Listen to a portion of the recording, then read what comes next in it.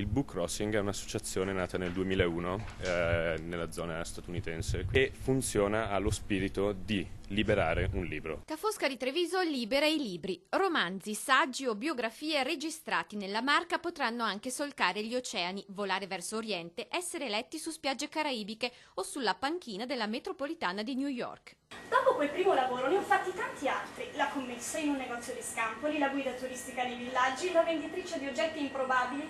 Sotto Natale mi proponevo nei negozi come incartatrice di regali. Perché qui si donano e si prendono in prestito i libri, li si legge, ripone o li si scambia.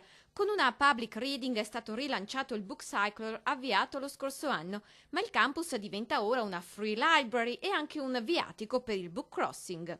Questa iniziativa poi, come dire, si può facilmente porre all'interno di tutta una serie di network che si stanno sviluppando su queste idee di book crossing o queste little free library, ed è il primo punto nel Veneto di questa rete, che però è una rete mondiale. Per questo periodo iniziale il campus terrà traccia di tutti i libri che saranno donati e che poi verranno rimessi in circolo per una rete globale che restituisce nuova vita a vecchi libri. La mentalità appunto di questo progetto è liberare il libro affinché altra gente possa leggere e condividere opinioni di altra gente al di fuori del contesto quotidiano. L'ho preso come un gioco, non sono andata neanche così male.